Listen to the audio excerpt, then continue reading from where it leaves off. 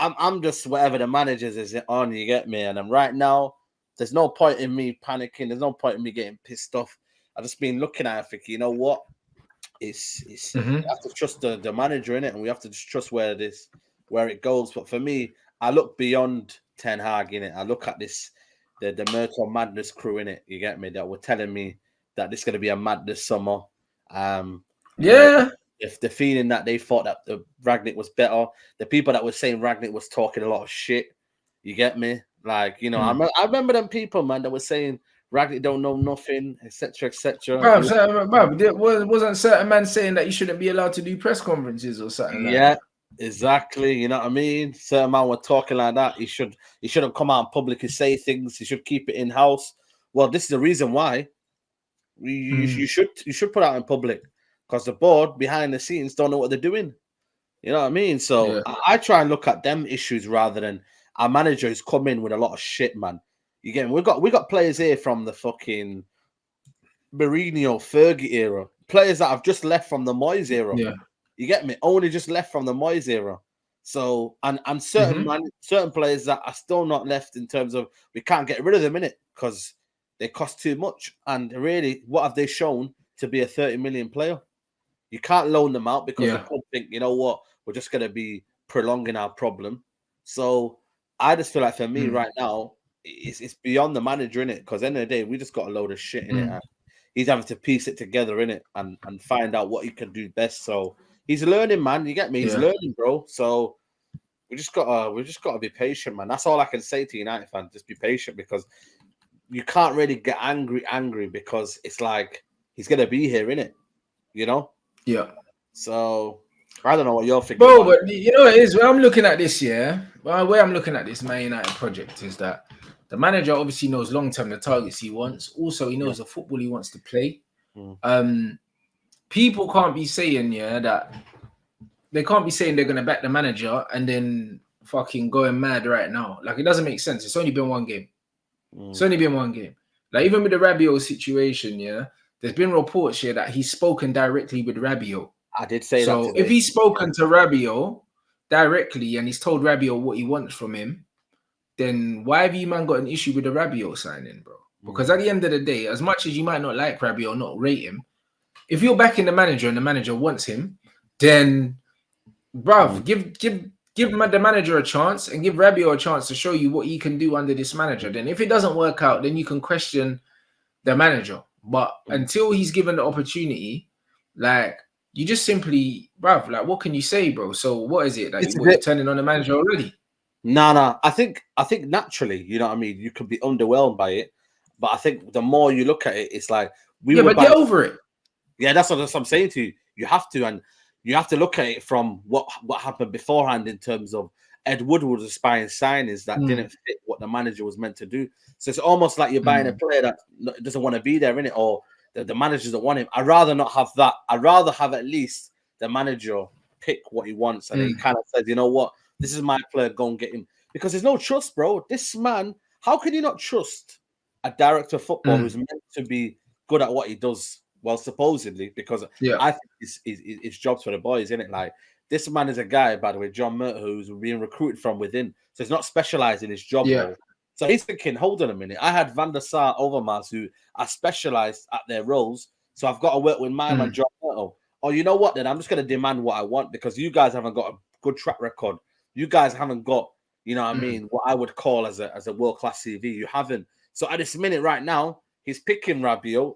The fact that he's spoken to him for a couple of weeks, apparently, and kind of saw this deal out, then it's his signing, it. So you've got to trust him, man. We'll find out, innit? The only thing is, right now, we're only gonna find out how he implements him in the system and what happens after that. But until then, I think he's got to trust the manager. That's why I feel like, for me, the message has to be, man, he's got to trust the manager. I know it sounds hard for United fans, because a lot of people are trying to look at other things in terms of other teams are getting this player, that player, but it's out of our control, innit?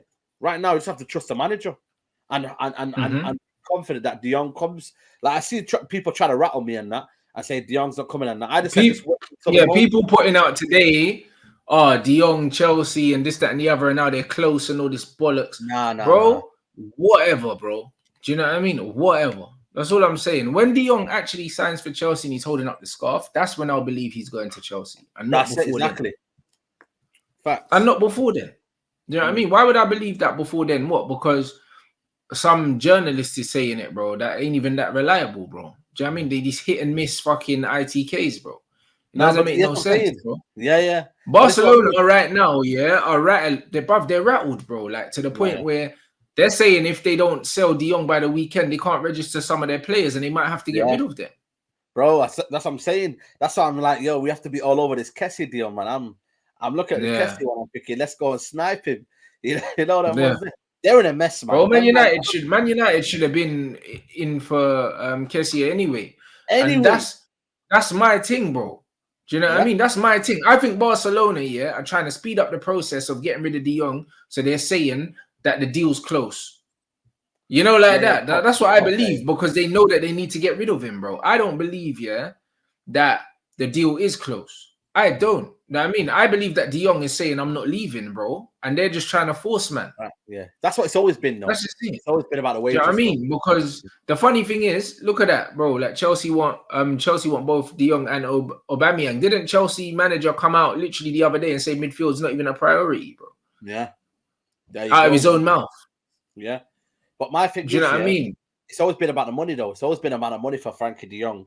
And today I was hearing, United have agreed a fee with the agent. Like, it doesn't matter, innit? All these stories for me are just sub stories, innit? Until, like I said, we hear, because it went from, Chelsea now are very interested to say United are still in there and still are interested as well. So I mean, there's conflicting reports, man. Until, like I said, man, you know what I mean? We see him in a shirt either way. You get me? Like, nobody should say he's gone or this is happening. It's fully happened, bro. The whole transfer window's happened all summer, man. So it's not going to happen overnight, is it? So, like I said, man, you got to just trust the manager. But you have to look at what the plan was from the get-go, innit? Like, the plan was Anthony, you got the centre-back, you've got Ericsson, Malacia, and De Jong. They were the 5 transfers that he wanted specifically. They were the 5 transfers that he wanted specifically. The right winger situation, I'm hearing we're getting Gakpo now all of a sudden, and we're linked with him. But again, that was one of the options. But Ajax prices out. We took too long in that situation. Again, where do you put that blame to? Is it the club for taking too long? You know what I'm saying? So again, we're going to take 2 players as well from there. So they're not going to sell well. So you have to negotiate well. Did we negotiate well in that certain situation? So I just look at it in terms of the club, man. We don't have the best in class, man. We don't have negotiators, man.